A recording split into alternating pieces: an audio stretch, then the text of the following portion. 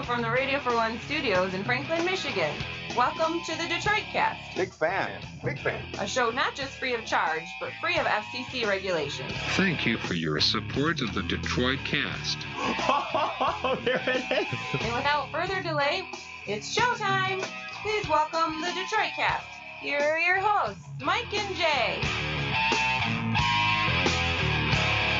Hello, everybody. Welcome to the show with Mike and Jay. Shalomi. Hello, Jay.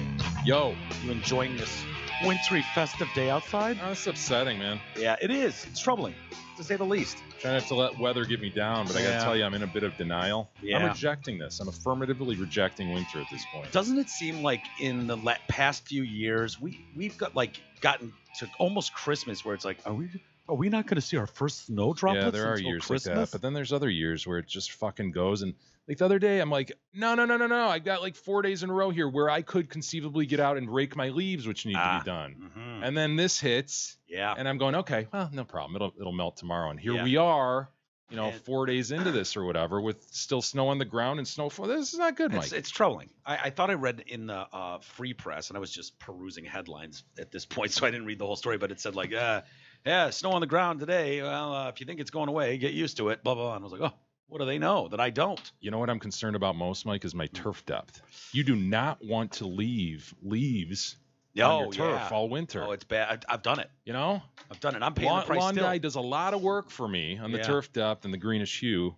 Even lawn guy would have to acknowledge that this is not your fault. Now, in years past, when you've refused to turn on your water to save $10, that's on you. But dude, the leaves and then fall, and then the next day it snows. I mean, what are you supposed to do? Let me give you a glimpse into the genius of a lawn guy, Uh-huh. okay? Day before it snows, like hours before we get that initial snow of 4 days ago or whatever, he's out there on his little horseless chariot doing one final application. Really? That son of a bitch. I could see him like he's probably the guy that's like for his own lawn. He's probably out there like as the first leaves are falling, just picking them up and raking them as soon as they fall. Like Juan? Like Juan. Juan, the neighbor. He's catching them out of the sky like E, trying to catch them and put them in a bag. I forgot about E's leaf. You still have the leafy. Let me see. Of course, he's wearing the same hoodie. I mean, some he reaches in the same goddamn hoodie. Some It's remnants crumbled of it, now. but It's a mess. Dead and gone. Unfortunately. Hopefully you get that opportunity. I know you've been struggling of late, Jay, because sometimes you don't get out of here till 5. It's already dark. And you can't go running. I'm telling you this, Mike. I'm raking those leaves, whether there's snow on the ground or not. Okay? Can you snow rake I'm leaves? raking those leaves. So, All okay, right. I don't give a shit. Can you have Sweet Pie film you doing it? Because I would love to see just like a minute-long video of you doing that. Yeah, I'll have her film me. Before we get too far, we should mention we've got this. He's got his dance recital coming up this weekend. It's great. At the Townsend. He's generating a lot of money for SOS, the South Oakland shelter. He and Tara are dancing at that thing. And when McCarty was over here over the just a few days ago, we had a jersey here, beautiful home Red Wings jersey. McCarty signed that, and it's a gorgeous signature and Stanley Cup references. Well done. It's very well done. And so we're going to auction that off. And the way he wanted to do it was anybody that makes a donation of $25 or more between now and Friday at midnight, right? Yes. Friday at midnight. We'll get their name thrown into a drawing. We don't expect that there will be tons and tons of people in there. So the odds that you could get away with something like that, especially creeping into the holiday season, I didn't think of that, Mike. Oh, perfect gift for gift. the Red Wings fan in your life. So the odds of getting it for like $25 are pretty damn strong. So ericfady.com, right? That's the easiest way to donate, right? Eric with a Correct. C, Fady with an IE, ericfady.com. You know, that is actually the Fady is annoying. Like, I know you have your Walters at WO, but with Fady, I always have to say F as in Frank because regularly, and I'm not the only one that has this issue. My mom's had it, my dad had it, so it's not just my speaking vocal, but like speaking vocal. But it will be Sadie. It'll come off as Sadie, SADIE.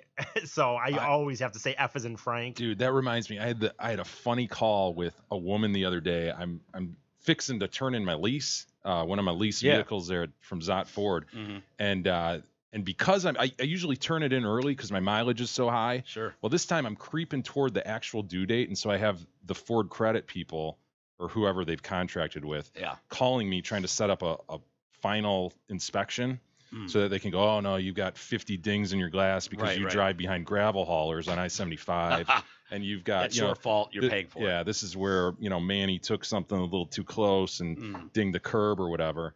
And so they're trying to set up that meeting, and I have a fairly long address. My street address is fairly long, so she's asking me things, identification things. Okay, last 4 of your social. Exactly. Yeah. And she goes through. Okay, can you please confirm your address? And I give it to her, and then she repeats it to me in like that military. F as in Frank, Z as in zebra, X as in xylophone, whatever it is, I don't know that alphabet, but she went through 35 different characters. I'm like, yeah. You've got it there. I just said it to you. And it's not, I'm not going to give my address over the air, obviously, but it is a very easy collection of words. Yeah. It's so stupid that I hate it. As soon as I bought this house, your road is kind of annoing, dude. Fuck Hersheyville. Yeah. I grew up on Parker Street as a kid. Parker, no problem. What was Sky Drive. And my street in Berkeley was like that. It was like Berkeley Street. I can't remember the name of it, but it Hersheyville. I'm like, fuck Hershey Highway. I would have almost considered not buying a house on that road. I swear to God. It blows because it's like, what's your email? Walters with an O. That's WOLTE. And they're like, they confused as shit. What's your address? Hersheyville. Hershey like the chocolate. V as in Victor, ALE Drive. And that's Hershey Sale? It's a nightmare. I'm moving on to Elm Street next. Let me instruct you, Isis. Next time you're asked about the spelling of your name, you begin it with Foxtrot. Don't you dare say F as in Frank. You go Foxtrot. AD, Foxtrot Alpha. Foxtrot Alpha Delta. India. Echo. Oh, that's excellent. That's a pretty damn cool last name to spell out in military style. Foxtrot. What is the one for N? Is it Niner? Do they do Niner? N is November. M is Mike. Really? Interestingly enough. Huh. Yeah. Interesting. Kilo, Juliet, India, Hotel, Golf, Foxtrot. Echo, Delta, Charlie, Bravo, Alpha. Love it, man. Hilarious. Oh, by the way, you can go to Instagram and see a picture. If you're unfamiliar with what a McCarty jersey looks like, he was number 25. He was. His name was spelled M-C, capital C, A-R-T-Y. Yep. And you will see a picture on Instagram, the Detroit Cast. By the way, you should follow us on Instagram, the Detroit Cast. But you'll see that. Just beautiful. Great image. Who took that picture? Oh my gosh. Spectacular. It's almost did you like take I that? did, yeah. Wow. Excellent. Something else that happened from that. E mentioned, and I was going back and forth whether or not we should just do this in extra content or do it on the air, but I figured, fuck it, we can talk. I guess we'll talk about it. E mentioned, against my wishes, didn't you say you saw your dad cry the other day or something like that? And I was like, fuck. My dad listens to this show. I didn't want to out him for a man who you've only seen cry once. I think one time. He might be a prideful guy who doesn't want to hear on a show that's available on the World Wide Web. Right.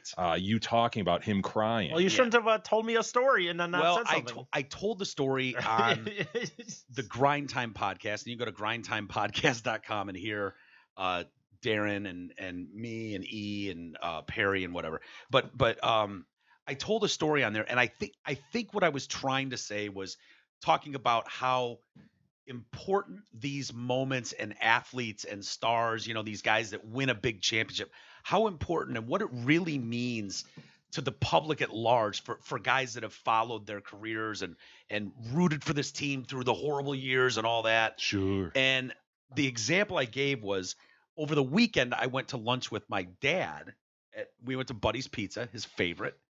And for some reason, we were talking about it came up about Dwight Clark and this special. I was like, did you see the special on Dwight Clark they did? He's like, no, I haven't seen that one. But did you see Letters to 87? And I'm like, oh, no, but what's that? And he's telling me the story of how it came about. There was I think there's a broadcaster in the Bay Area that was like, all these stories, and Dwight loved hearing them from people, like how it affected their lives.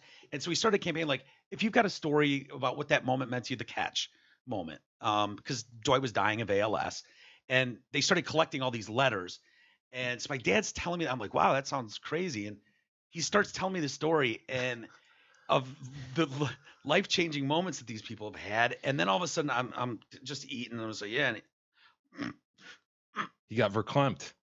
Now, I want to be very clear. There was not a droplet that left and rolled down his cheek. Okay, we did not get He welled there. though? Did he well?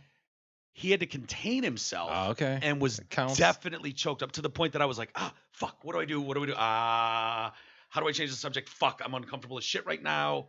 Dad, I have AIDS. Yeah. Like, dude, anything. He's got AIDS. That would have been a thing to say at that time, maybe. But it's one of those where it's like, oh, no, stop what you're doing right now. And he was like, you know what? Dwight was laying in the bed at home. His teammates gathered around him. God, I'm shocked he kept pressing forward. I almost letters, and then he was just like, and I was just like, oh man, where is that waitress? I need a refill on this lemonade. You know, it was just like, oh fuck. And so wow. I didn't want to say that because, you know, literally, I think I've seen my dad like brought to tears once, and it was when Molly, his dog, died. Mm-hmm. And not at his mom's funeral, not at his dad's funeral, his dog's funeral. And then letters to 87. And favorite football player from the 80s. Yeah. You know? So I went home and I was like, God, I got to see what this was and how powerful it was and see if it was valid what he was feeling. Let me ask you this, though. Would this have set him off if I was sitting there with you and I said, you know what, dude? Catch wasn't all that great anyway. Wasn't all that remarkable. He might have left across the table. Yeah. He would might have leapt. Yeah. Not wept, but leapt. Yeah. So anyway, I went home and I was searching letters to 87, Dwight Clark, and I found it. They were airing it 2 more times. Was it only a local thing over there? That wasn't like on ESPN or something? If you've got the DirecTV and certain packages, the Fox Sport, whatever, you can get like the But it wasn't on CBS ESPN. Bay Area. I get it. No. It wasn't. It was local for sure. And so, but you know, I've just happened to have some of those channels, you know, and so I had it record, and it finally aired last night at 6. And to show you how important this was, it is airing commercial free. Okay, they don't even run commercials during this thing. Oh boy, that's how important they feel this is. That's brought to you by Toyota, by the way. Up in the corner, yeah. Brought to you by Toyota. This special presented commercial free thanks to Toyota. Nice. Like, oh, okay, cool. That's great. I don't have to fast forward through anything, and it's great. And so you know what's the thing? I start watching this thing, and I don't know, 2 minutes in. Really? Oh man, 2 minutes in, and you got didn't take long, and I was like, oh fuck. And here's the problem. I'm so familiar with that moment, and you know, as a 49er fan growing up in a 49er household. The mediocre catch you're talking about? Yeah, I can tell you the name of the play. You know what I mean? Sprint right option is the name of the play. I could draw it for you.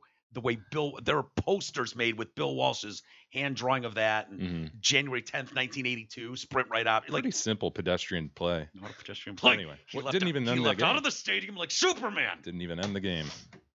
No, but anyway. So anyway, there's these guys, Ronnie Lott and Joe Montana and Eddie DeBartolo, former owner, and they're reading these letters from people all over the world who are affected by this, and it's just like, fuck.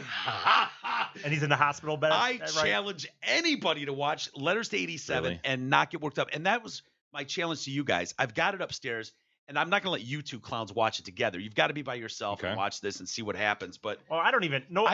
Because the question is, am I just too close to that moment? It means more to me. I know all the players and shit like that. Whereas if you're not familiar with that team and that time, like didn't root for that team or care, or know the backstory about the Cowboy 49er relationship years before that, like if you don't know all that, is it still that emotional?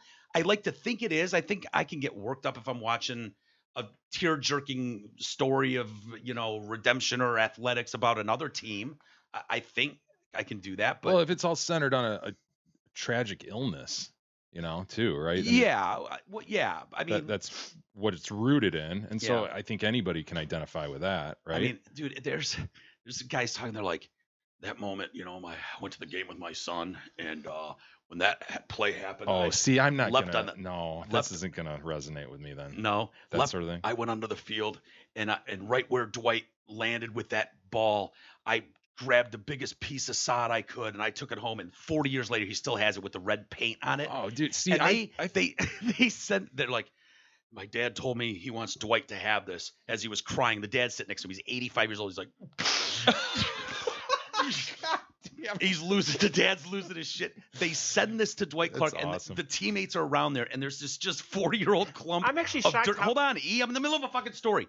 Clump of dirt with red paint on it, and Dwight is so emotional over it. He's clutching this thing, and they're like, he said, "Don't get any ideas, guys. This is going with me." And it was buried with him in his hand. Really? Dude, he's got this clump of fucking dirt with paint on cool. it. And then he's cremated. Part of his ashes are sprinkled in Eddie DeBartolo's ranch backyard, where the original goalposts for the catch are in his backyard. Oh my!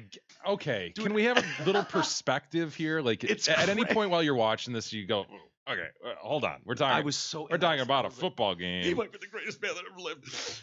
Talking about tackle ball, Mike. He might be the greatest man that ever lived. Tackle ball. I know, but it's you know what? It was more than that, though, and I think that's what I mean. Well, that's what I want to know. Is it like rooted in this illness that will continue to make you feel this sympathetic feeling and emotion, or is it all like, yeah, me and my dad went there and it meant a lot to me because it was time I spent with I'm gonna be like blah blah blah blah blah blah. Yeah, but you don't have tear ducts or I'm the only one in the room that was who cried on command. That was programmed. That was more like a command. Hillbot situation. Yeah, cried on command. That was a late addition to your programming, so that if you had to show human emotion, all you were four of us, capable and of we're in the room along with Kadog, a trained thespian. He couldn't even garner tears in that moment. know. But I did. Yours was more like, I got it, dude. It's on film, all right? I know, you blinked a bunch of times and made it happen, but stuck myself in the eye. You didn't see me.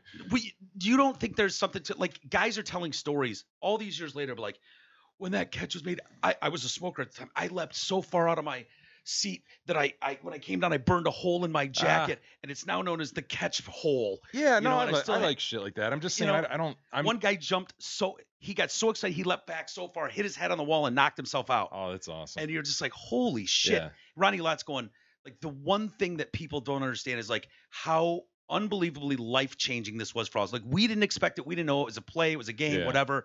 But to be bombarded every single day of your fucking life with people wanting to tell you these overwhelmingly emotional stories, it changed every one of our lives. And it's like seeing these guys still rallying around this guy, and it's brutal. So I don't blame my dad for welling up a bit. Wait, I have a question about the grass. I'm being very serious. How does he keep it?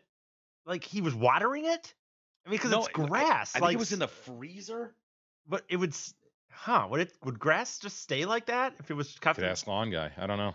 Yeah, I know this is the most ridiculous question out of this thing, maybe, but like it's fair though, but you could see it was just like a little clump of it, and it's like dirt had deteriorated, to almost dust, but it was just in this bag, and I don't know, but one guy he's like, yeah, my dad was a prisoner of war, and the only thing that helped him through was in all these years was like thinking about the 49ers. He couldn't wait to get back to San Francisco and blah, blah, blah, blah, blah. And he came home and they'd saved all the newspapers, the Sporting Green newspapers. And he read every single one of them when he got home, and that kept him alive. He fought in that prison camp, just like you're fighting ALS. You're like, oh, shit. That poor man. I mean, that's why Clark saved his life. He saved the man's life. I'll say this for one, by the way. I'll watch it. I actually want to watch it, but I'm a bad example. I'm gonna cry, so it doesn't even. I want to watch it anyway. It doesn't matter. I'm a bad example. I'm not gonna cry, right, so I don't know what you do with us both. E, would you be able to watch it with me sitting there filming you? Sure. And do you think you could get emotional if I filmed you watching it? Dude, you're talking about a guy who... Because we can do it after the show. I will film E watching it and see what his reaction is, and you'll be able to hear the stories in the background. You're going to film a whole hour of me? I don't know. As soon as I see one hint, like a quiver of a lip, a twitch of an eye, any sort of sound at all, I'll be right there on the record button, and I'll capture it from there, and we can post it and see how E does. Yeah. I have a feeling Jay would laugh at most of it. No, that's not true. I don't know, dude. If it's about a friggin', if at bottom it's about this guy's illness and people reacting to him like with positive thoughts, I get it. I get why they would be emotional. The power of sports and how it affects people's lives, and that's where you're going to struggle. But E can get choked up going to a Cubs parade of a team he's never watched or followed. You know what I mean? Like he's an emotional dude who sports matters, and just there's no way you can deny. Like, dude, this shit is really like these guys are saying like this team has won 4 Super Bowls at this point. Those were great. That catch was life changing to me, and blah blah. And you're like, wow, it's bigger than the fucking Super Bowls. Yeah, the birth of my 3 kids was great. It was. Oh I don't want to say I God. love my kids, my marriage, to my wife, my wedding day. It was very very special, but nothing compares to the day like a superhero when he leapt out of the building, came down with that ball, blah blah blah, and you're like,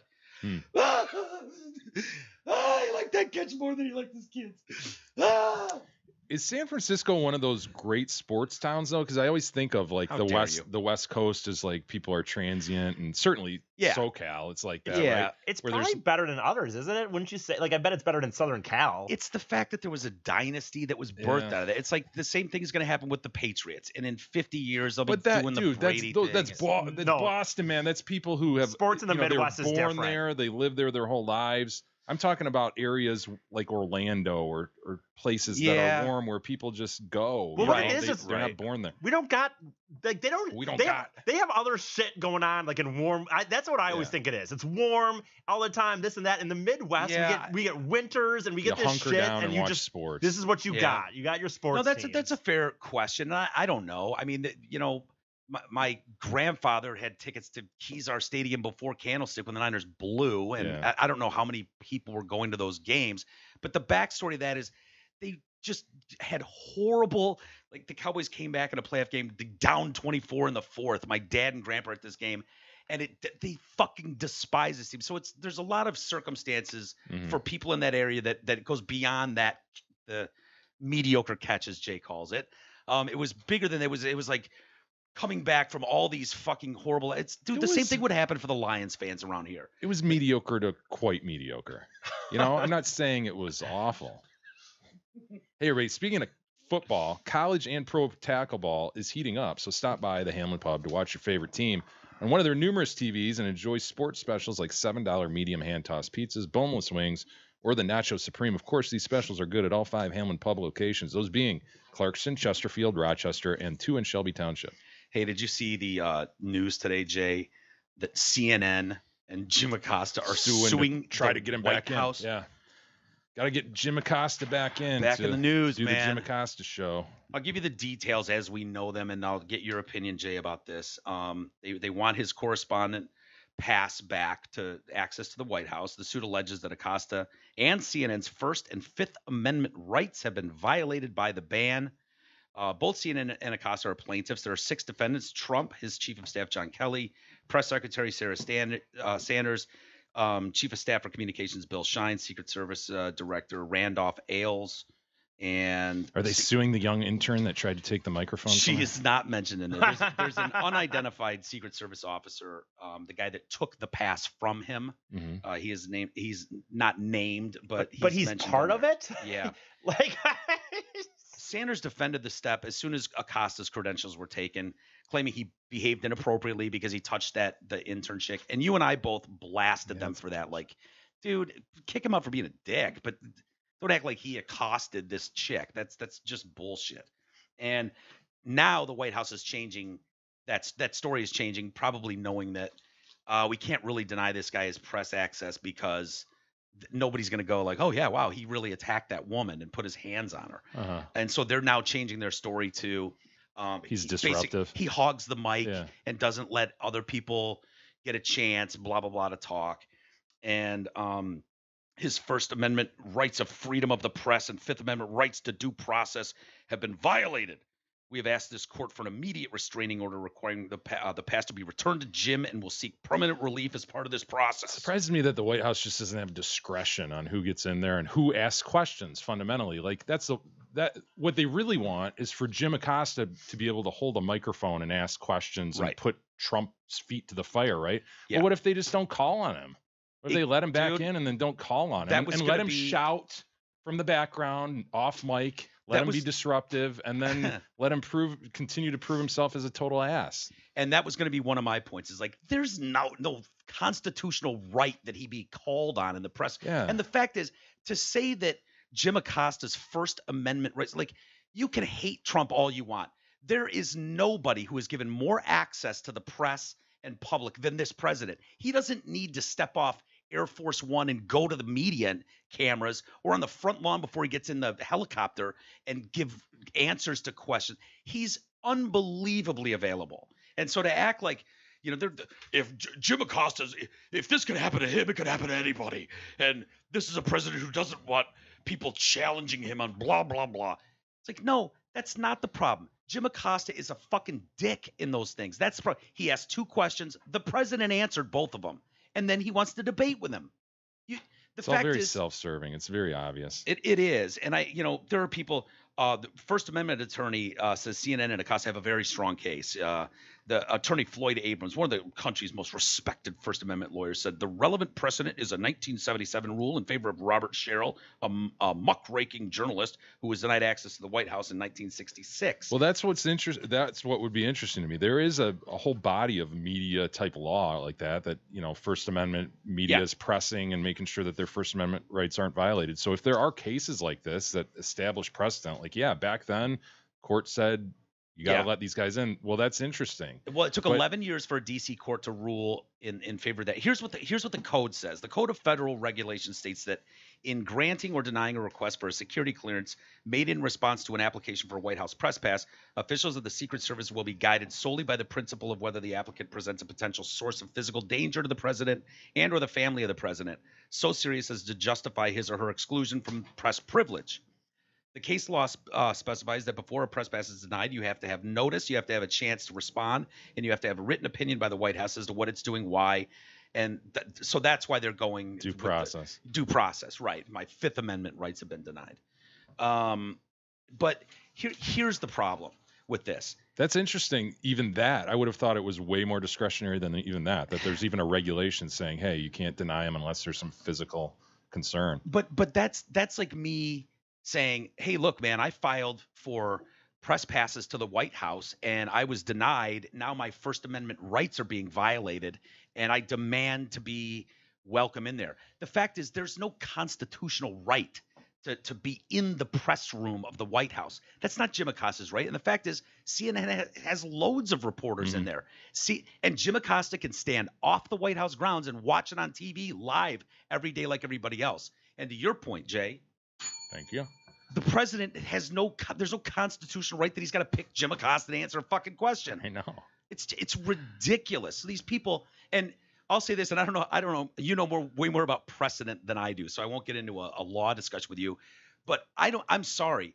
Precedent has not been established for self-serving pricks who go in with an agenda to the White House press room and try to debate and insult this office. In fact, I was listening to something just the opposite. I was listening to something just the other day, and they played a clip from the Obama era where somebody was acting the fool and being disruptive and yelling from the back, and Obama gave that famous line, "Now you're in my house now." Yeah. Okay, you come in and you're disrespecting me in my house now. Yeah. And the press was clapping. I think they were even chanting, "Throw him out." Chanting. Wow, that's professional. That's professional. I don't remember what the chant was. It was "get him out" or "throw him out." It's like, oh, well, yeah, turnabout. Interesting. Isn't that hilarious? Because Jim and CNN, like, they have an agenda too. They know whenever Jim gets into these debates with the president or Sarah Huckabee Sanders, it's news covered all around the nation. It's picked up by all the outlets and it's in all the papers. That's good news for CNN. So his rights are not being violated. He doesn't have a right to be in there. Moreover, I guarantee that there are high-level meetings being had at large, long mahogany tables. Sure. That involve Jim Acosta having his own show, his own podcast, his own everything. Surprised he doesn't already. Yeah, he's become this guy, right? He's probably the most famous guy in the press right now, wouldn't you say? Journalist, quote unquote. Right. Yeah. God, that's a good question. He actually might be, as far as certainly covering politics. Yeah, not TV show on the air with your own show guy, but guy on the street, correspondent, for right? Sure. Yeah. No question about it. There's no doubt. And so, I just don't think this lawsuit will go anywhere. Does it matter? Like when they're talking about precedent set, this guy was denied access. Do you think that's a legit argument that I'm trying to make of like, dude, there's no precedent for guys going in, being passive aggressive assholes, with no intention of ever writing a positive fucking story about this president. No, that is directly opposite of what Mike. The consideration should not be whether they're going to write something positive about him or negative. That's absolutely the opposite. That was a sidebar. If you're going to be a my disruptive asshole, Yes. self-serving, that's one thing. But to say no, we're not going to let him in. He's not positive to the president, dude. Don't go there. No, That's I wasn't going argument. there. I was just saying. By the way, you know that this is not a fair give and take anyways. It's not even like he's going in as a natural reporter. It's going in to asking disrupt. questions. He's going in to be a dick. He's very passive aggressive. He's very argumentative. Your job is to ask a question, get the response, and then report on it later. It's not your job is not to go in there and debate the president in the fucking press room. It would seem to me very disruptive. It would seem to me again that there would be a lot of discretion on the White House's part to say who comes in and who comes out. But it would be interesting to read that case and read the briefs in this to understand what the hell the crux of the arguments really even are. Yeah. So I don't know. I guess we'll see where this goes, but I think just the fact that you're being a disruptive asshole should be enough to go, dude, get the fuck out of here. No, it's not your constitutional right to be in here. Just like thousands and thousands of other media outlets will never get access to the White House. There. We want Big E in. His First Amendment rights are being violated. We need to be able to question the legitimacy of this president at all times. If Big E's not there, our First Amendment rights are being violated. I agree. No. I agree. We should sue the White House. Hey, everybody, your investment plan should be created just for you. However, developing and maintaining a financial plan can be a bit of a balancing act. Mark Leibovitz at LPL Financial can deliver the guidance needed to develop a well-balanced investment plan. Call him today. Tell him you're a friend of the show for a no-cost, no-obligation consultation. That's the beauty of this. You call Mark, give him your stuff. He looks it over. If you're good to go, he'll tell you you're good to go. If you're not good to go, he'll give you some advice. 248-626-2000. Ask for Mark.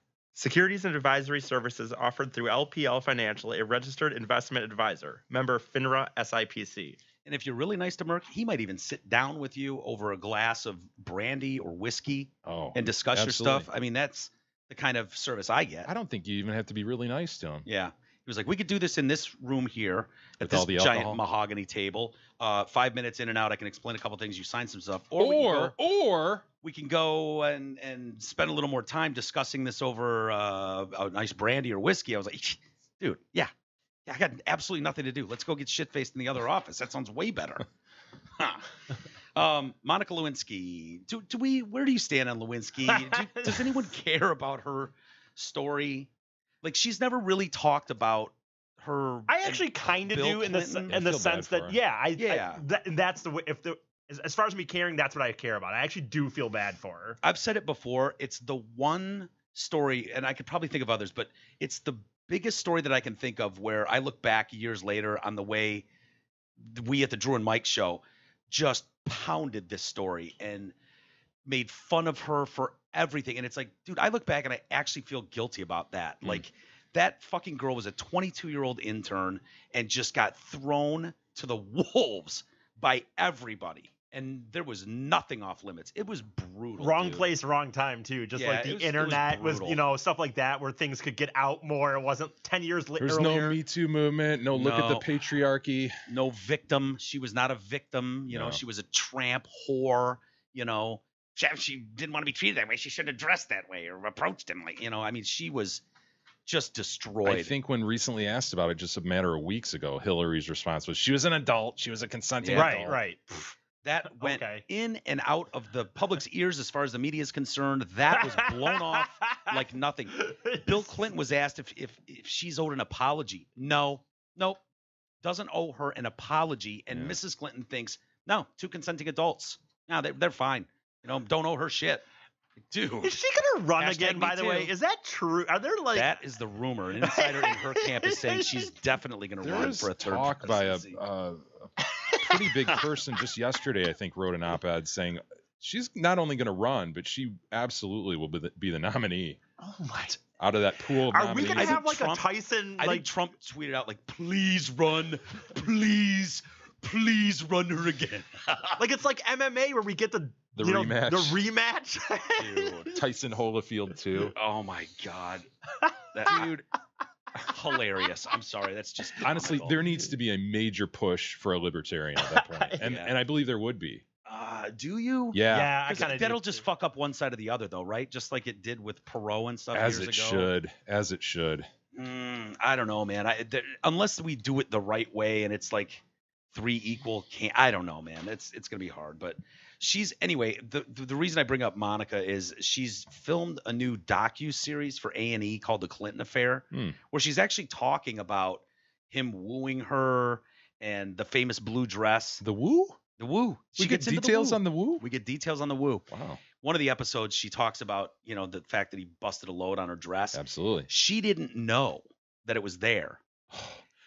This is like a something about Mary situation. Sort of, yeah.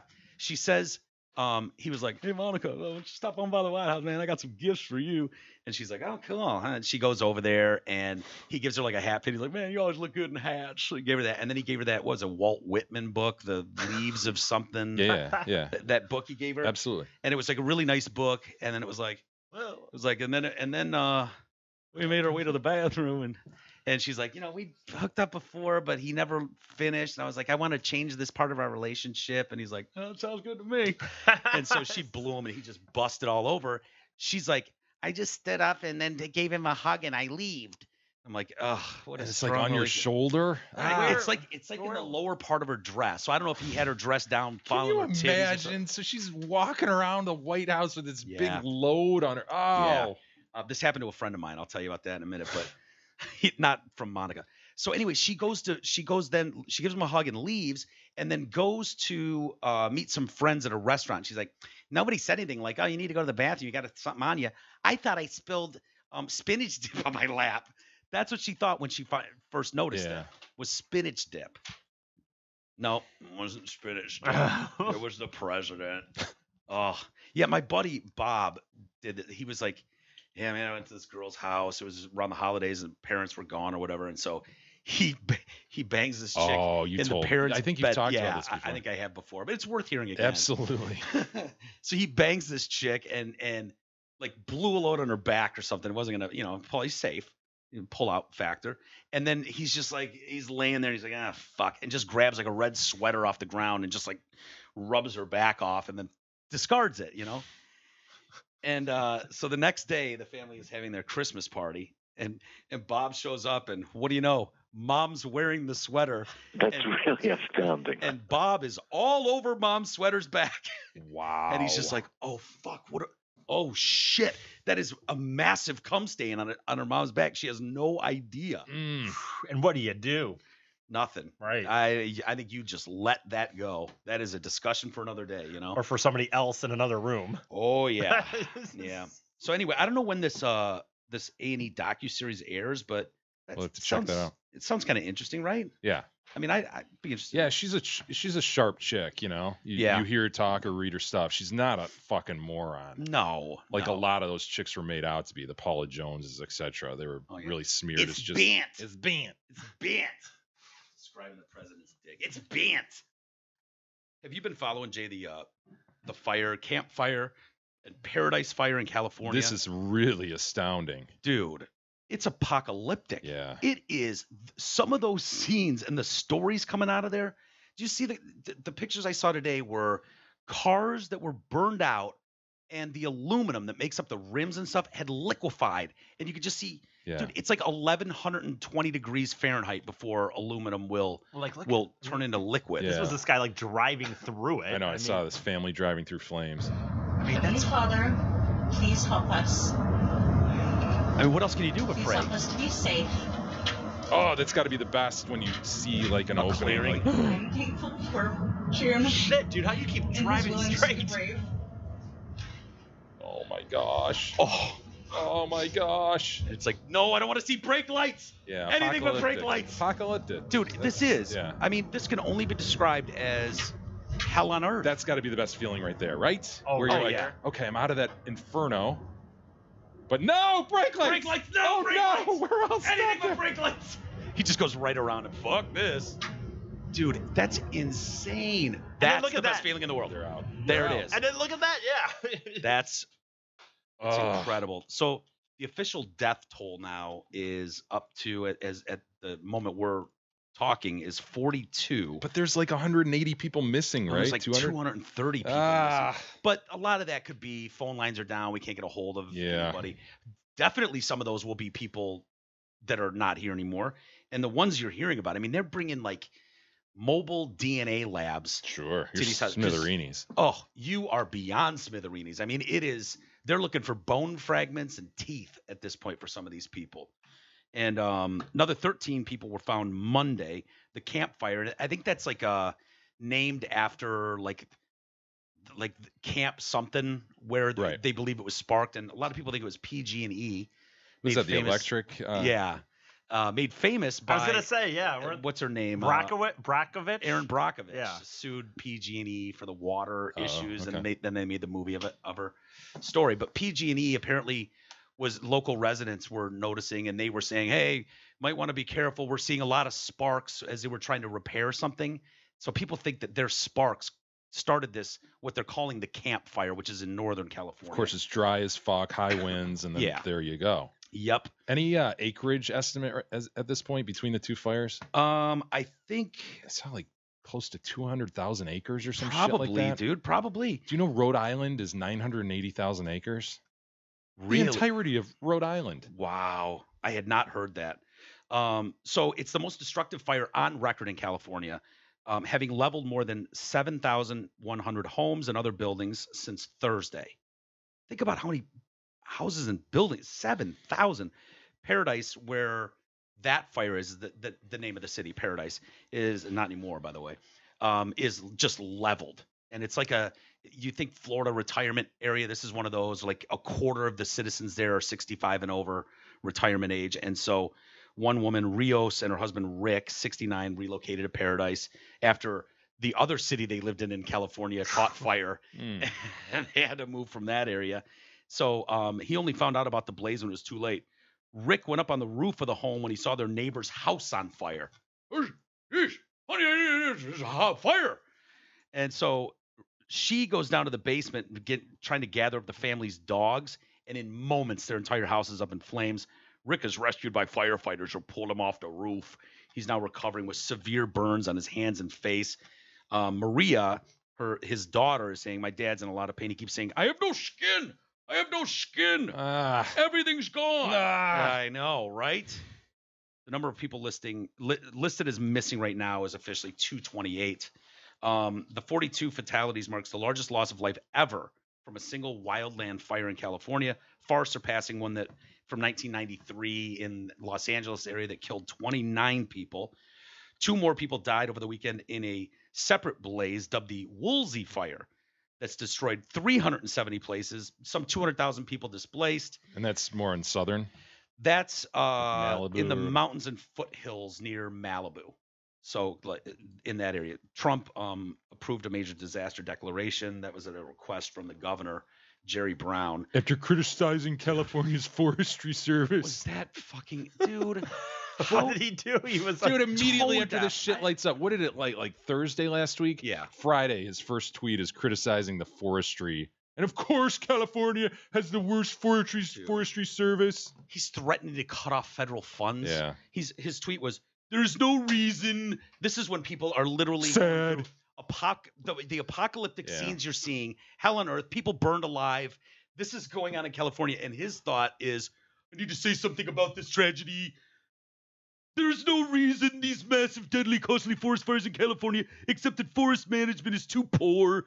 Billions of dollars are given each year with so many lives lost, all because of gross mismanagement of the forests. Remedy now or no more federal payments." Read the room, Trumper. There's a time and a place. I mean, you want to have that discussion. Yeah. How about we finish putting the people literally on fire out first and deal with that? We can deal with your problems with forestry management later. Yeah. That is just. I mean, Gerard Butler has lost his home. Miley Cyrus. Actual Jay. celebrities now. Yeah. I mean, celebrities, my God, are losing their fix. The Thicks are not living in their Malibu home right now. That's right. Because of this fire. And you, Trump, are tweeting that? Sad. Shouldn't happen. People are a disaster with the forests. If enough celebrities' houses go up, how am I going to know? Who am I going to know to vote for next time? I want to know what aide ran to him with that information, because he doesn't know that shit. No? I know. Who put that across his desk? Mr. President, you ought to know the cause of this. What? Right? Where's my Twitter? Dude, Trump would be that's funny. Which clueless, out of touch ad, Jared? fucking clown ran in there. Check this out, Mr. President. Think about that, though. Trump would be an awesome president to work for. Like, all these times you're in government with all these old dudes and you're just kind of like handing them all this shit, hoping that, like, maybe this will get something. You could probably know if you went to something with outrageous. Absolutely. Right to Donald Trump. No doubt. Dude, that's going to be boom. Something that could make a sweet tweet. It doesn't matter what it is. Outrageous. These Yeezy shoes are $2,000. Outrageous. Sad. Like, he'll tweet about anything you bring to him. Dude, think about this. People are in their cars on the freeway, just bumper to bumper for miles. Flames on either side of the freeway. People were found burned alive in their cars trying to flee the area. Oh, just stuck in gridlock. Can't get out of there. Smoke from the initial 3 California fires have been so intense, it's made its way to Detroit. The smoke. Really? What? You are hearing this properly. This is official.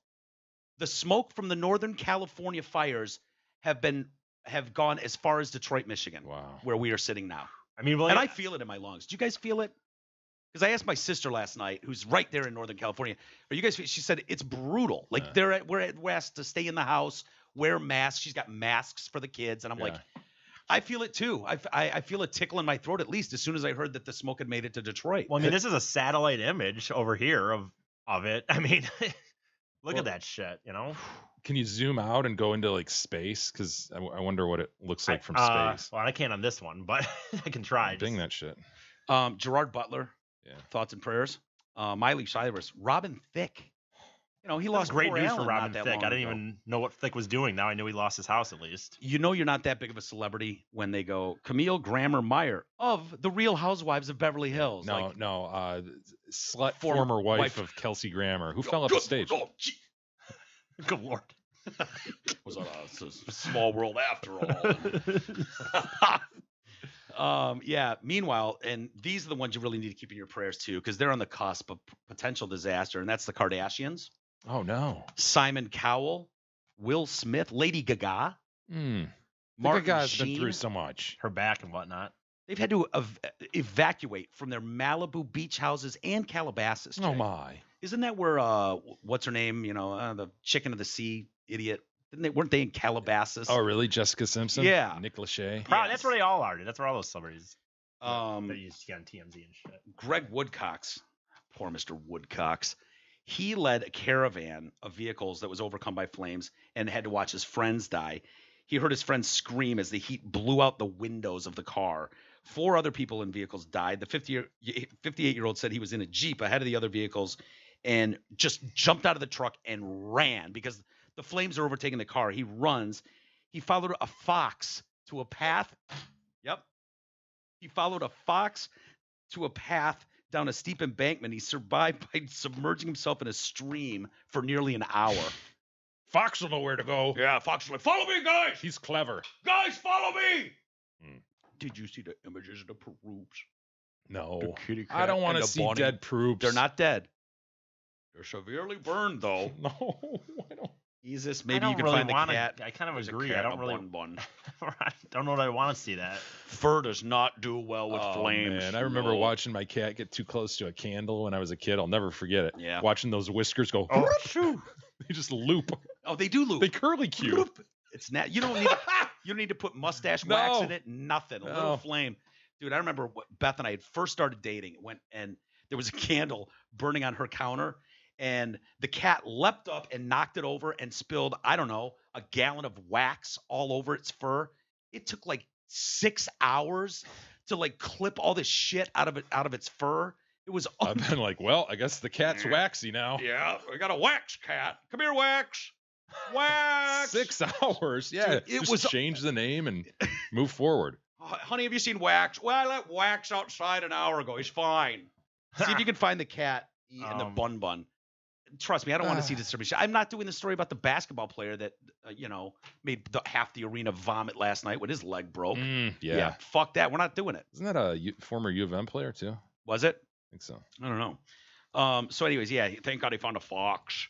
Nicole Jolly attempted to flee her truck before being rammed into a ditch by another motorist trying to get out. She climbs out of her truck and tried to get into another, but the handles had melted off. She couldn't open the door. So she ran up the road as her pants and legs caught on fire as she's running, and the bottom of her shoes melted to the cement. My shoes are melting. I put a hand out in front of me and prayed to God, please do not let me die like this.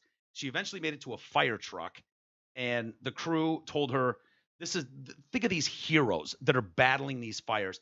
They see her running, they get her, put her in the fire truck, and they say, brace yourself because we might not make it out of here. And she eventually did make it out of there. Some bulldozer was able to clear the road and they could get the fire truck out of there. Lori Kester told the New York Times it took an hour to drive 3 miles.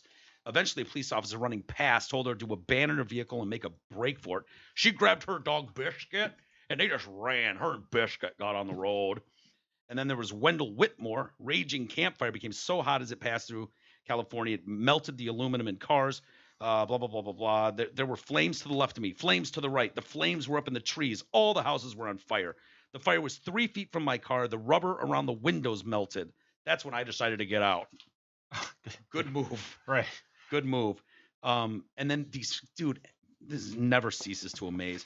There's all these reports of looters, and there's a couple guys who fucking got fake rescue yellow outfits. Oh my gosh. And we're going into these towns to loot shit. They've been arrested now.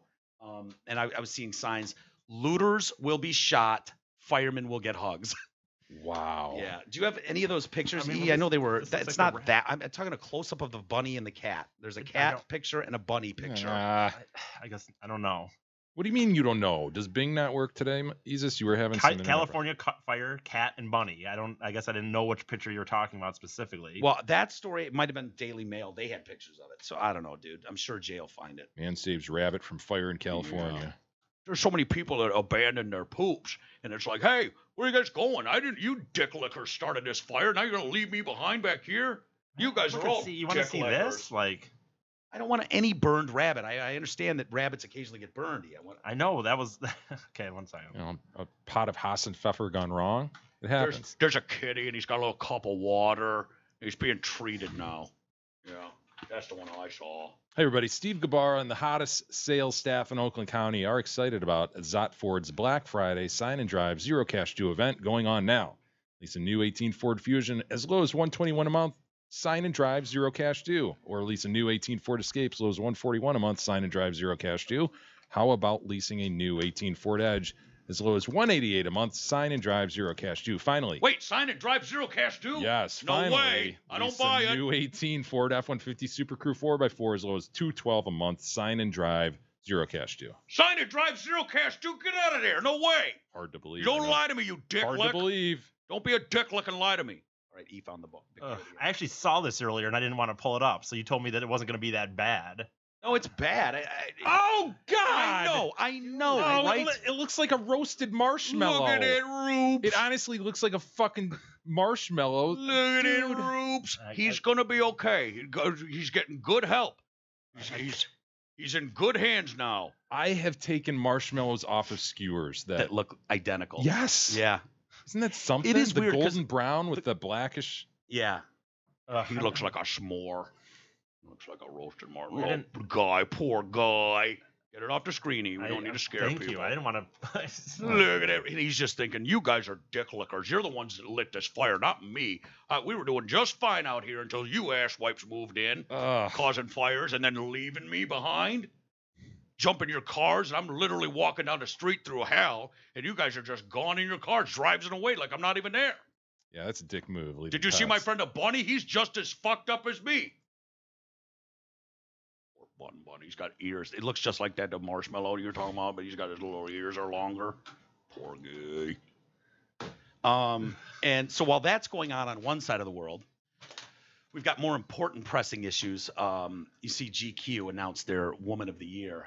Quote, unquote. Well, Serena Williams. And this is, as soon as I started reading, I'm like, yeah, these are the stories why Jay and I keep saying we need a war to break out. Well, we need something more than apocalyptic type fires on one side of the country. Obviously. Yeah. Do you think Miley Cyrus is concerned right now about the GQ cover? Do you think it puts in perspective for her as her house is burned to the fucking ground? What oh my, Serena's on the cover as Woman of the Year. And it's in Quote quotes. unquote. I was worried about my house burning down a minute ago, but this is an outrage. I need to get on Twitter immediately and address this. So people saw that the Man of the Year is scratched out on the cover, and you can pull up the cover of the GQ, and woman is written above it in quotes. And so I understand what people are saying, why they would do this, because believe it or not, there are some people in the world who have said maybe, possibly, she appears a bit manly at times. And It's been the criticism, hasn't it? Her and Venus look a bit tranny, so people, some say. Yeah, we're seriously upset about this. And one said, okay, but why is woman in quotation marks? She tweeted that at GQ. She meant business. Last year's Woman of the Year cover, Gal Gadot, no question marks around her gender. Please explain to me why GQ's team felt the quote marks were necessary on the Serena Williams Woman of the Year cover. Why did they do quotes? Because I'm looking at the Gal Gadot, whatever. I'm looking at her cover, and there is no quotes. Dude, this is one of those where when the answer is told to people, they should go, oh shit, okay, cool, all right, on to the next thing. Let's hear it. Okay, it's a handwritten quote thing by an artist who is very, very good friends with Serena. He makes her outfits for her little ballerina style singlets. He's a close friend, an off-white designer, Virgil Abloh. His signature style is to use double quotation marks around basic words, something he does on all of his clothing. The designer was responsible for the Nike tutu dresses that Serena wore at this year's U.S. Open, all of which featured the word logo in quotes above the Nike swoosh. So that's his thing. And so did they need him to contribute to the title? I don't know. That's kind of weird. I mean, obviously, maybe she asked, maybe it's a play on the fact that she wears these dresses with, logo in quotes. And okay. I don't know. If that's a thing and people know it, that she uses the quotes around stuff, then But even if you didn't, once you hear it and you go, oh, that's one of her dear friends, and this is his signature, and he does it on her clothing, and that's why this is here, you could just go, oh, okay, fuck. I thought it was being transphobic. As if GQ magazine would be trying to offend people and be racist and transphobic and all that stuff. And I love this. This one's like, I get the Virgil reference, but that quotation on woman is weird and totally uncalled for. It's like, well, no, then you don't get it. Right. Yeah, you don't understand. No, you clearly don't get it. There was literally an explanation, and you said, well, I understand it, but it's still wrong. It makes no sense. Still makes me look like a social justice warrior if I speak out against it. Still that opportunity. In the context of Serena Williams, a person who has been mocked for her appearance and deliberately misgendered for years. This ain't right, Virgil. She was bashed for her appearance. I guess it's in 2015. I was going to say in 2002 to 2018, she's been bashed for her appearance. But they want to point directly to 2015 and say that Serena was mocked, bashed for her appearance, told she was built like a man, looked manly, while others poked fun at her caterpillar eyebrows. Well, as long as there's value given to people who point out such problems, in quotes. Do you see how I did that? Oh, that's such a wow. Problems. Wow. Bit racist, transphobic, but then there will continue to be these warriors out there poking around looking for problems, quote unquote, to identify. Yes. See, you're doing a Virgil right now. I was going to say you're plagiarizing, but you're taking basic common words. You did a Virgil. And you're quoting them, quotationing them. Should we take a break really quick? Sure. Calm the room down. No. And we're starting to learn exactly how much money Stan Lee was worth. Marvel Comics. It's going to make me barf, isn't it? It's sad. Poor man. They're like, he was left with a measly $50 to $70 million. And I'm just like, that poor man. That's a shame. Anyway, we'll discuss the details of that next.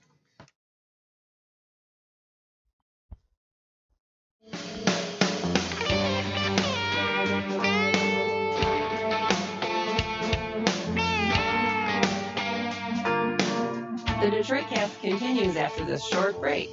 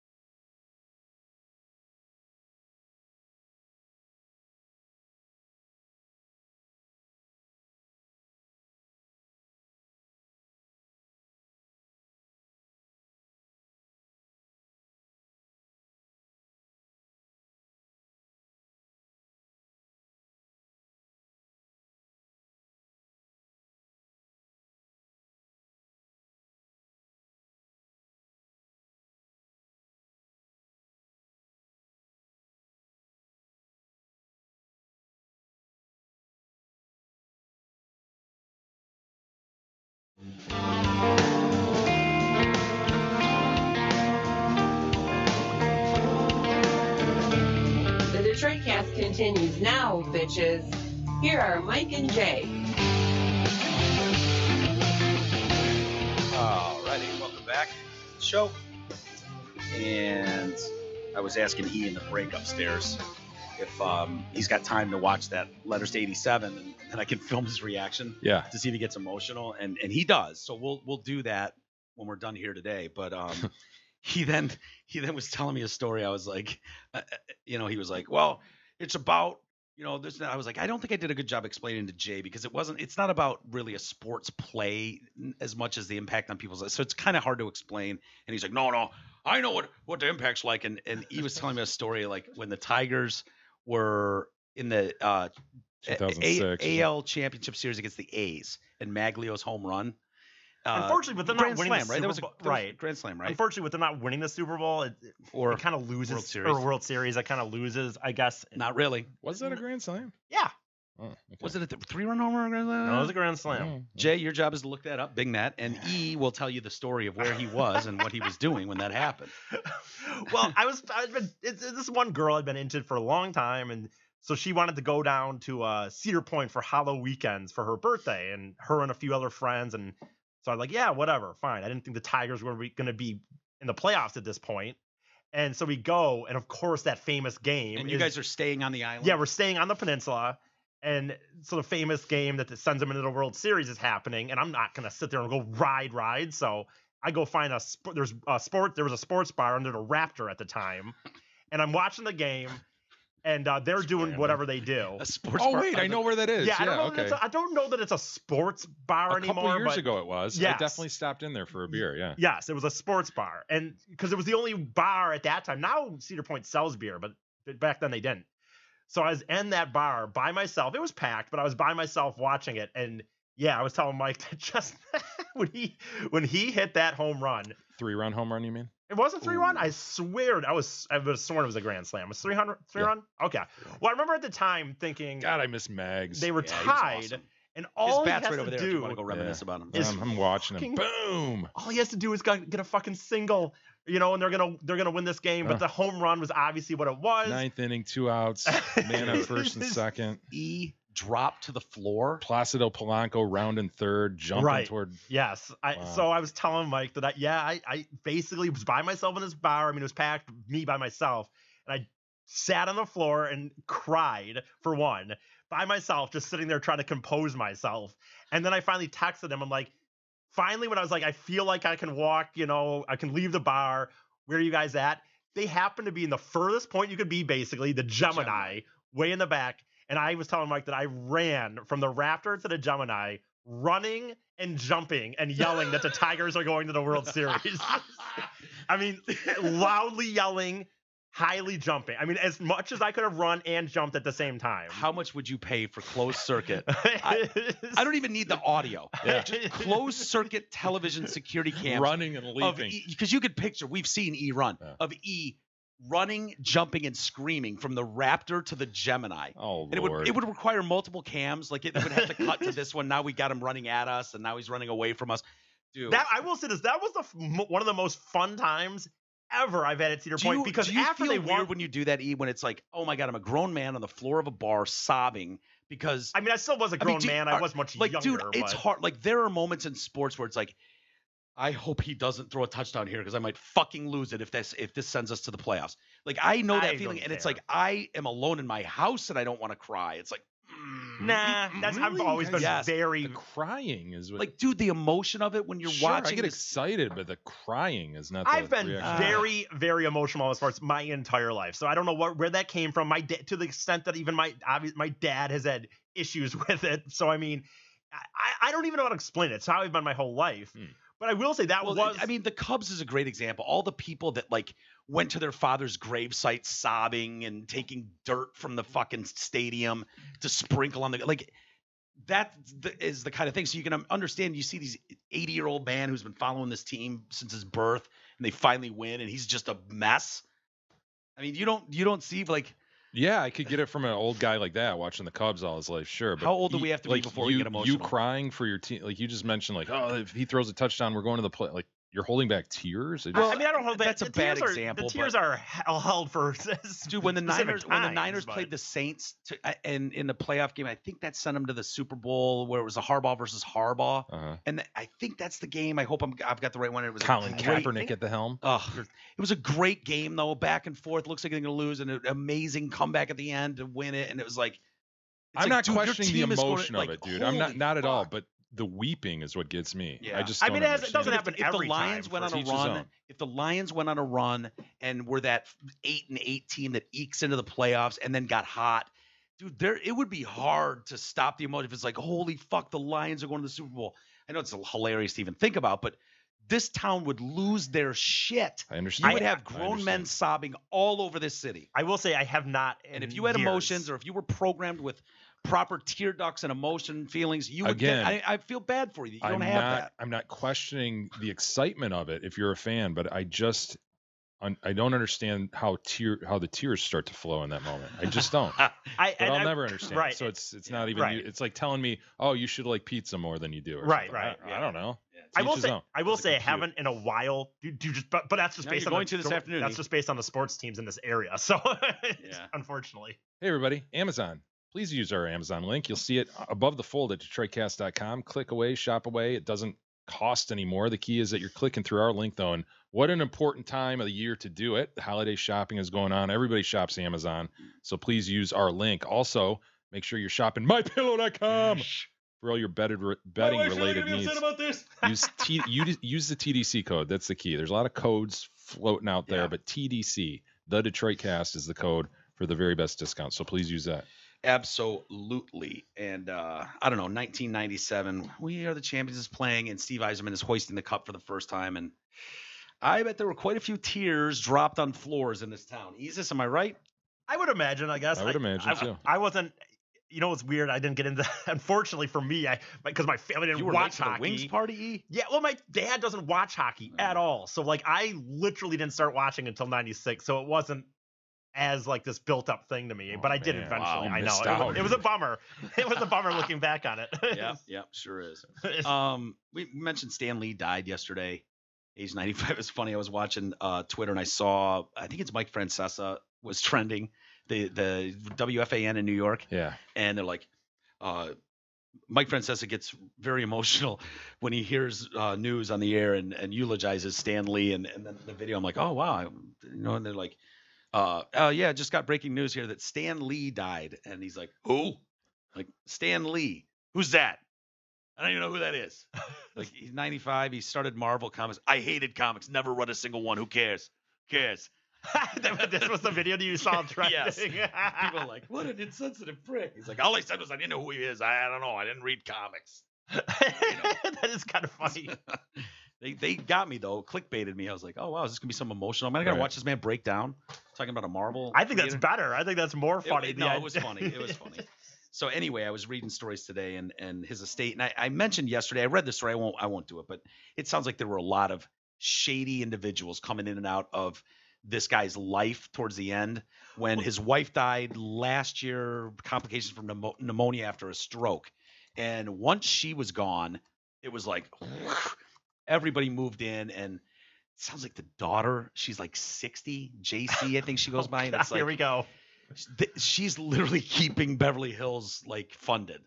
Like Barney's will call her and be like, "No, you haven't stopped by today." Oh my God. And we've got some stuff you might be interested in. She feels guilty if she doesn't go in there and drop thousands of dollars a week. And so like support local, Right. Shop local, right? And so she's floating this, and then it's like, yeah, this business guy. When she died, all these people, all of a sudden, all of his financial guys were fired, all of his lawyers were fired during this transition, and all of a sudden, it's like, what was this $300,000 check written to this guy for? Oh shit! Why was a check for almost $1 million written to buy a condo down the street? Like all types of shit. And so people are just like, oh man, this guy's not being very wise. And he's 95. I mean, and so some people are coming to his rescue now and like trying to get in there, and they were trying to, get these. This one guy, a friend of his, was saying the snakes, leeches, jackals of society descended on this guy, and we're trying to get in there and clean house these fuckers away from him, and talking lawsuits and stuff. So looks like his daughter will get all that money. But based on his creations, Marvel has raked in $21.3 billion based on the characters that he's written over the last 80 years. His business decisions have not been good as his Sell comic out some book. shares of those of that Marvel, Or some restaurants, possibly, or some bars. He admitted to the Hollywood Reporter in 2016, I was a bit stupid throughout his career and insisted I should have been greedier. So he didn't go for more. One deal in 1998 was a particular soft spot and sensitive spot to him. And they don't give the numbers, which I fucking wish they would, because it's like the guy, I don't regret selling my 10% stake in Apple. And you're like, that would today be worth $70 billion. Yeah, and he sold it for like $3,500. He's living in a freaking trailer in Wyoming or something. Yeah, living in a cougar trailer. There's no shame in the fact that he was able to make 2 mortgage payments with that $3,500 on the Avenger. Yeah. Yeah. So, the Fury. Would you rather have 20 billion, 70 billion? Yeah, but at the time, $3,500 is a lot of money, Jay. So anyway, he traded up his movie points, which was a cut of each of the films that he was involved in, for $10 million. And the 3 Iron Man movies generated $2.4 billion. If he hadn't traded who could see it coming in Stan Lee's defense? All they said he would have been entitled to a massive cut. $10 million sounds nice. But you know what, dude? What he's I know. 80 at that point, and whatever, he dies with only 50 million. Like, yeah, but he could have been worth $1 billion though. Sure. That's brutal. Yeah, you'd rather be definitely worth $1 billion, but did it really hurt his lifestyle? He sued Marvel in 2002, claiming you cheated me. And so that was litigated for a few years because he said he was cut out of the profits from a couple things you may have heard of: X-Men, Spider-Man, and the Hulk. What about Alpha Flight? No mention of Alpha Flight. Sorry. And he was given $10 million for that. They settled it 3 years later. He did Fantastic Four as well. Yeah. Oh yeah, for sure. Lee told the Daily Beast last month that the money will be left for Joan Celia Lee, known as JC. She goes by JC. It will be left to her. Instead of waiting until I die, I will give her as much as I can for her to enjoy now. I mentioned Joan passed away, blah, blah, blah. Aside from JC, he's survived by his 87-year-old brother, who was also a comic writer, Larry Lieber. And that was Stan Lee's original name. He was doing Fontes. Yeah. Well, he figured these silly comic things, I'll just put the Stan Lee name on that. I'll leave Lieber for when I do actual novels. Serious, novels, which never materialized. And so he was just Stan Lee then. Isn't Lieber Spanish for book? That would be cool, wouldn't it? Is it? I believe so. Huh. I would like to know if that's true. That's very interesting. So yeah, Marvel superhero Spider-Man, Fantastic Four, Incredible Hulk. And CBS then turned Hulk into, we remember Bill Bixby and Lou Ferrigno. Sure. And so he was part of that briefly. Did you watch that shit? Yeah. Yeah, you're a big watcher. I don't know if big. Greatest American Hero I watched, I think, more consistently. But Wasn't the Hulk always on like a Sunday? Was that the thing? It's on a weird time, I felt. Or was it a Friday? Because Sunday I would have been watching Tackle Ball. But maybe it was like a Friday night. You know how they didn't usually put Friday night was not a good primetime slot to be on, you know what I mean? I can't remember. But then Spider-Man briefly ran in 78, and I want to say I remember that. Do you remember a Spider-Man TV show? Like, not the cartoon, because they did that too. Spider-Man 2. Yeah, I kind of do, man. Yeah. I kind of do. It didn't run much, but I think I liked it. We would have been young. Would have definitely liked anything like that. For sure. Anyway, so Spider-Man, they said, so the first big budget movie, and this is crazy when you think about it, X-Men was the first big one in 2000. It's not that long ago, and earned more than $130 million in theaters in North America. Spider-Man took in $400 million in 2002. Which one? There's like a million Spider-Men, right? Well, that would have been Tobey Maguire, right? They all tell the same story. Was that the one? I'm assuming Tobey was in 2002. Yeah, I don't remember how many he did. A Marvel, and then so they're like, oh shit, people want to see these movies, and that just exploded the empire that we see today. Yeah, that was Tobey. Marvel movie empire would emerge after that, and one of the most lucrative mega franchises in cinema history, Avengers: Infinity War, grossed more than $2 billion worldwide. In 10 years, the Marvel Universe netted over $17.6 billion worldwide. What do you think he would have grown up watching and being a big fan of? Oh, cowboys and shit, right? Yeah, the Hardy Boys. Oh, really? Yeah, it was Hardy Boys and Errol Flynn movies. Hardy Boys? Aren't they too new for Stan Lee? Like, Stan Lee's, would he die at 95? 95. Yeah. Shit, when did the Hardy Boys come to be? I think of them as, well, I guess they did that dumb TV show in the 70s, but they were probably written in the 40s or some shit.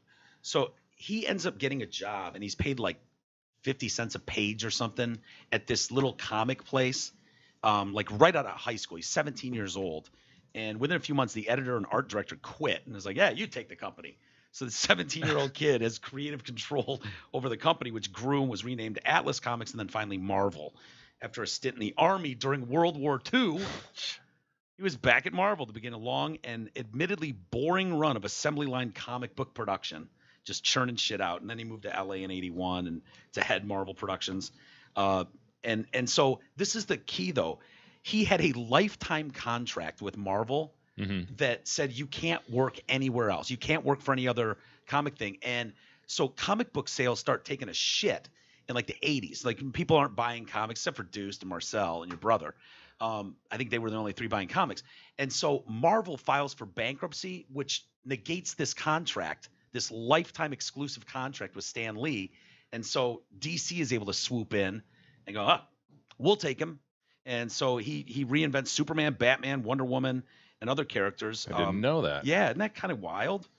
And so, yeah, they say he co-created the richest imaginary universe a single comics writer has ever built. Nuts. So good for Stan Lee. Yeah. Again, not super smart with his money, but when they're like, a dismal up to $70 million is all he has left. Poultry existed. Yeah. Okay. No, his heirs are pissed as hell, but for him, you know. And his daughter's like 60. If she can't survive on 50 to 70 million over the next few years, whatever. No, he should have been George Lucas, though, realm, right? Oh, yeah, for sure. Yep. Hey, everybody. Douglas! Jesus, are you ready? And we're gonna find our best friend Doug, and then we're gonna give him a best friend hug.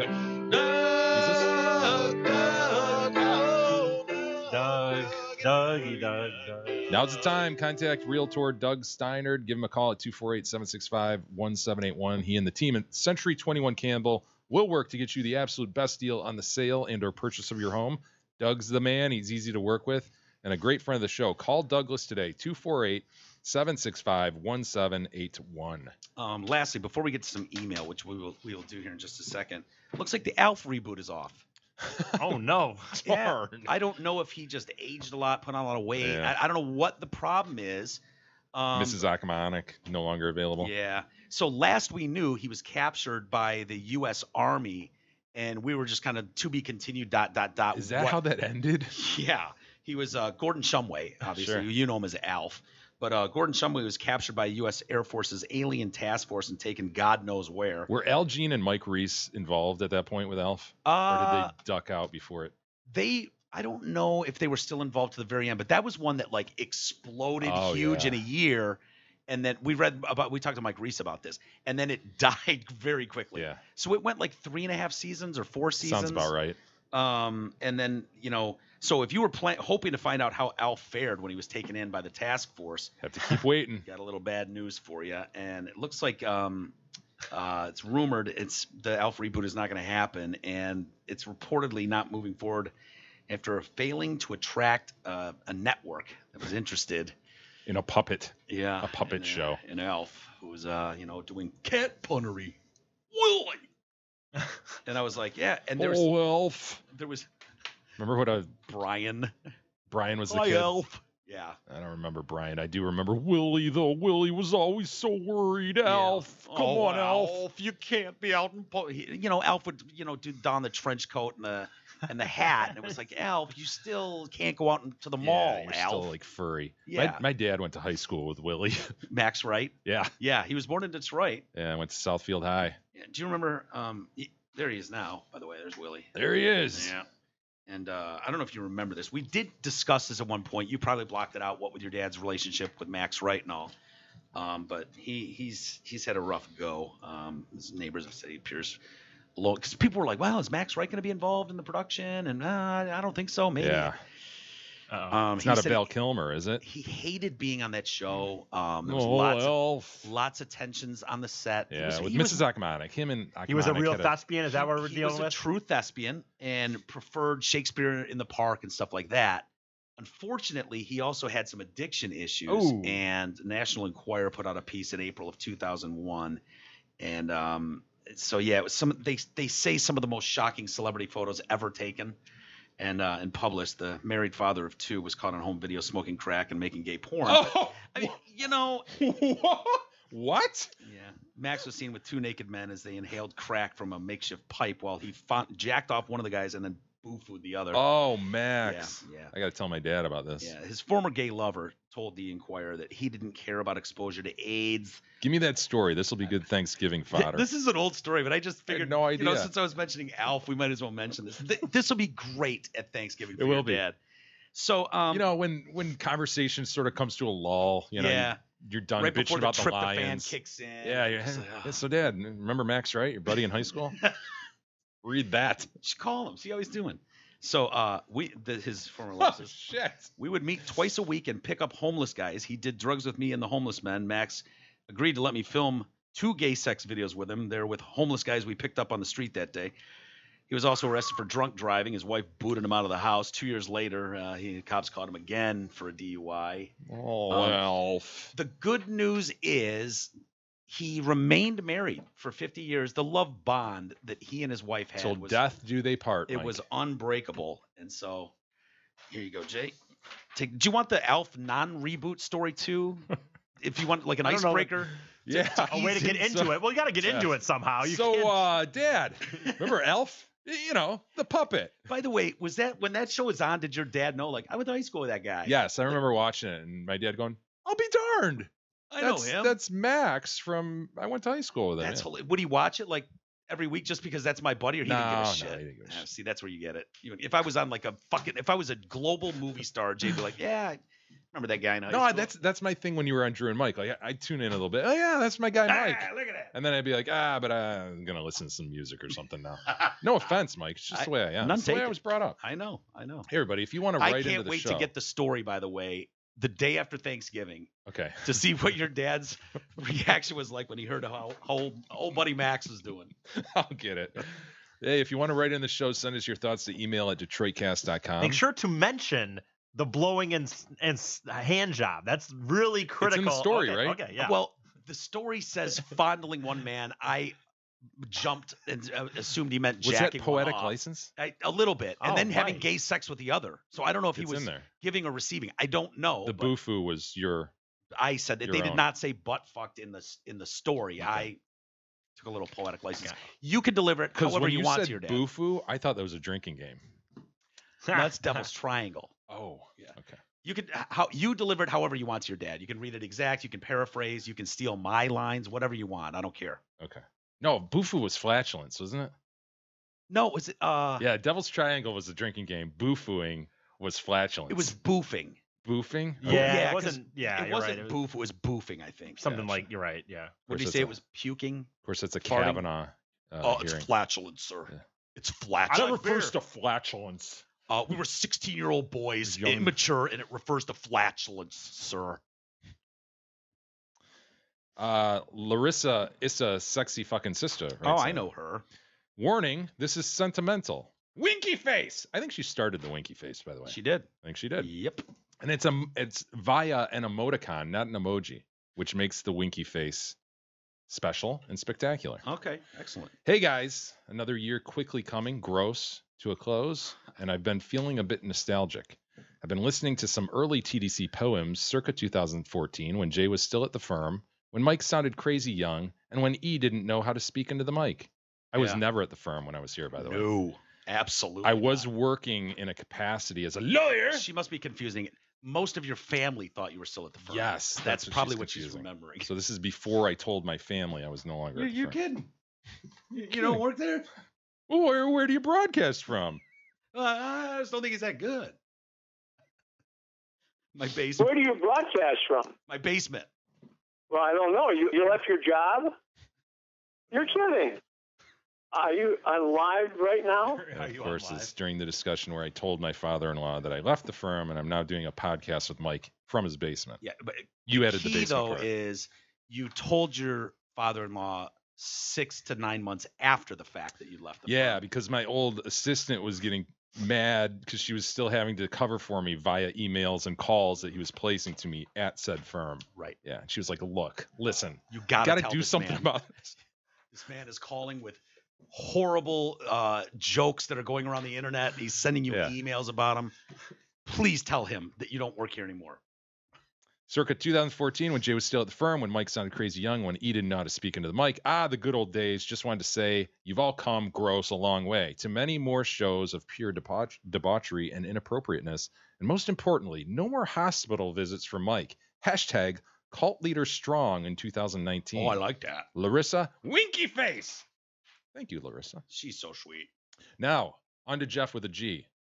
Don't trust him. Anglophile, can't store bile, and Gomer Pyle. Some thoughts from recent episodes. Buckle up. Couple of times ago, you mentioned that you can't trust Jeffs with G's and that theory. I'm still not sure if that was meant to get my goat, but my goat was not gotten. Indeed. So much not gotten that he Right, that he goes had on to for. mention it. I mean, Right. you see the size of the semen? Oh yeah. Oh, shit. Yeah, goat that- not gotten. That We have is to really a read- clear signal that goat was severely gotten. Indeed, with some modification, I agree. For me, though, I've always looked sideways at Jeffs with a G who insist on going by full name of Jeffrey instead of Jeff. I think it's because using the English version of Jeffrey makes it seem overly formal and stuffy, bringing to mind the overbearing, pompous British butler. In fact, those of our generation will recall that the overbearing, stuffy, formal British butler from Fresh Prince of Bel-Air was in fact a Jeffrey with a G. Yep. And he always went by his full name, except when Will called him simply G. For some reason, Jeffreys with a J who do this don't seem as trustworthy, though it's still a bit pompous. The desire not to be shackled with this one is one reason I try to avoid using my full name, although as a lawyer, I always had to do it in briefs and court appearance, so Jeff with a G is a lawyer. Another, which will be obvious to people of our generation, is that being in elementary and middle school in the 80s with the same name as a Toys R Us giraffe was a blast. Have you been noticing, by the way, when he says people by going by their full names, Jeffrey with a G, you've been noticing a lot more like Jonathans and Jameses, Yeah, Matthews, Michaels, rather than the shortened version. Yeah. Is that just like pompousness? What is that? Sure. Yeah. Smugness. Little Yeah. bit of smugness. There's an air of it. Has infiltrated our culture. The problem with Jeff with a G and why it's untrustworthy is there's already an established Jeff, and it makes sense. You look at it and you go Jeff. It's right there. Yeah. The Geoff. Geoff. It's like if I was like, oh, my name's Mike, Mieque. Like you would just go, what are you, a fucking asshole? Phonetically it works, Mike, Dude, Mieque, but it's I went like a full year in elementary school reading and shit. And the word cupboard, yeah. like that threw me. I couldn't believe, oh, that's cupboard. Like, Really? You were God, saying cupboard? I was in my mind. Yeah, I'm like cupboard. Well, that's what Open they the would tell you when cupboard. you were a kid. Remember, they would tell you even if you didn't know how the word was pronounced, just make it up. That's what they used to tell me. Oh, no. What? Oh, Yeah, no. dude. No, Jesus. No. I think that's when they gave up on you. I think we identified they- the exact moment you moment. were given up on. They used to tell me When that if I was society went, Yeah, Your we're done. problem, We someone are- else. Yeah, you deal with it. Oh my God, E. I'm serious. I think there was a. What? You know how they say when you don't know what a word is, just make it up? No. That's how they No, told us. you are No. literally That's the how they only told person all who's of been- us in my class. If you were reading, if you didn't in your mind, if you didn't know how to pronounce a word, if you're reading, just make it up. On to the Hamlin new menu reads, Jay. A few times I've heard you pronounce chicken share as chicken share, but the correct way to pronounce it is French. It would be chev, while the Americanized version is chèvre. It's also become acceptable. Share, however, is not acceptable. Can you Bing that? What is it? Pronunciation of chicken share. I which read is, that read and I was like, how is Jay doing this? I would I always butchered I that. thought it was share. Chevre. Share. no Share's a French position. word for goat, he says, and it's also the name used for cheese made with goat's milk. At first, I expected the learned French scholar Walters to pop in to help you out, but then I remembered that aside from the whole class skipper thing, he had a French teacher in high school who gave him a Spanish nickname, Miguelito Conchito or whatever. Yeah, it was my little Michael, cute little Michael, Miguelito Chiquito. So I guess we can't expect him to have learned much French. I guess this is it. It's 16. I don't know why it's 16. How to pronounce Chevre. Yeah, Chevre. Is it? Are we there? Share. Share. Oh. Chicken share. Yeah, you're right. On to E's letter to the Ansarras. Using and but to start sentences is not a ballsy move, but the hallmark of good writing. So says noted grammar and usage expert Brian Gardner. Oh. Gardner. I love Brian Gardner. Garner, no. Jeff with a G. I love this guy. I actually went to seminars by Brian Garner. Who is Brian Garner? Brian Garner. Yes, he's a lawyer and mostly teaches lawyers how to write like people instead of douchey legalese robots. But he's also considered an expert on the English language by actual English language scholars as well. He even authors the grammar and usage chapter in the well-known Chicago Manual of Style. He co-wrote a book with Scalia, too, by the way. He says that as many as 20% of sentences should start with but or and in any given written work, in fact. This is what I remember, Jeff. This is just me and Jeff talking now. Right, G. This is what I remembered, Jeff with a G, about Brian Garner and his statement about starting a sentence with but. You never put a comma after but when starting a sentence unless you're saying but alas. What? Yes. You never comma after but. And I find that so often people do. It drives me mad. I but comma always. Never. Or here's what I do. Never. Unless you're saying but alas. I'm almost never saying but alas. Here's what I do, though, because I don't know proper grammar. I dot everything. If you notice my text, I'm like, but, dot. And then I go on with what I'm saying. I like the ellipsis. I ellipsicize everything. Yeah. Speaking of the Ansarras. Yeah. Do you want an update Sure. on where we stand? Because we read Biggie's letter to the senior Ansara who released E when he pulled his dick out at work. And so we asked E to write an apology letter, right? And so E did that. We read it. It was fun. So I texted to both Michael and Anthony in a group text, and I said, hey, guys, E has finished his apology letter. What address should we mail it to? And so he says, you can send it to my house, blah, blah, blah. I'll make sure it is seen by everyone. And I said, excellent. Done. Now we're starting the healing process. He responded, also, if he wants to include a check to offset some of the legal fees we incurred completely revamping our sexual harassment policies, that would be great as well. He needs to learn actions have real-life consequences, and just because Ryan Reynolds did it in a movie doesn't mean it's okay to do it at work. He's your problem now. Godspeed. And I said, admittedly, we live a tightrope existence with this man's repeated behavioral issues. Yeah. He says, thanks, guys. Blah, blah, blah. Also, so that was from Anthony. Anthony and I are going back and forth. We're having a blast talking. Michael chimes in out of nowhere, comes running into the room and just says, I spoke with my dad today. I wasn't really sure how he would react, but he thought it was hilarious you guys made him write an apology letter. He said he will respond to it. Oh, he will respond accordingly? Yes. Nice. So I don't know when he's going to get his eyeballs on this. It's being mailed out today, but I will be like, you know, in A Christmas Story when the kid's waiting for his Red Ryder? Not the Red Ryder, but he's saving up the whatever so he could get the Annie decoder thing. Oh, yeah. And he'd go to the mailbox every day. That's going to be me until I get a correspondence letter back from Mr. Ansara. Mm-hmm. Jesus, you're going to fill out an envelope in your own hand today and get that out? Yep. Proper postage? Sure. Don't forget postage. I don't even know how you can you know what I was thinking about how that happens, obviously, if they're being dicks to us, is if they're just placing their letters in their mailbox, putting the flag up, and now the person just took it. Oh, you're referring to Wolfie sending us shit without proper postage that I have to then cover at the post office. That's how that son of a bitch probably did it. He's sending stuff COD. That's what it is. Right.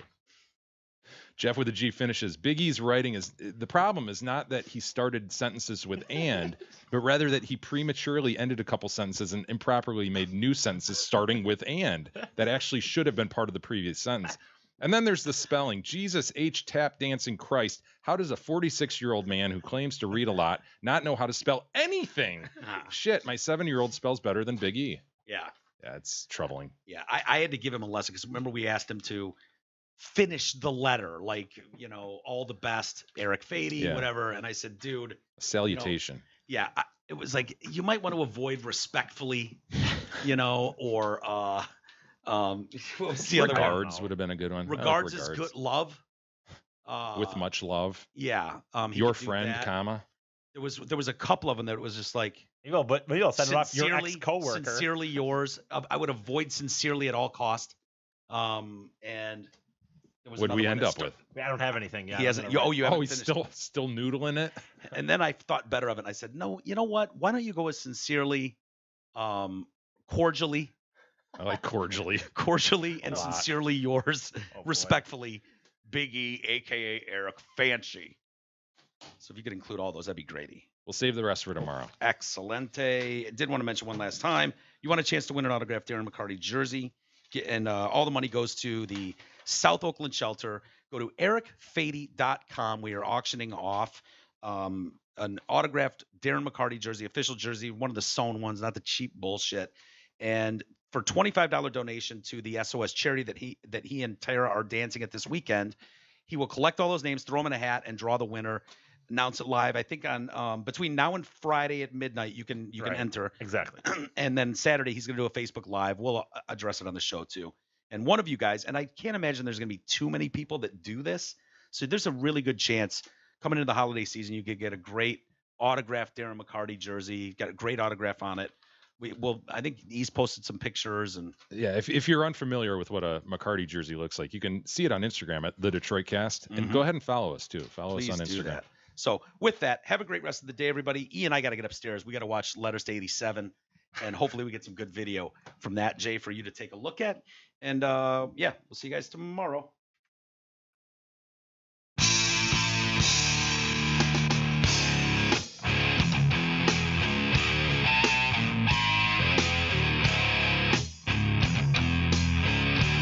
You've been listening to the Detroit Cast with your hosts, Mike and Jay.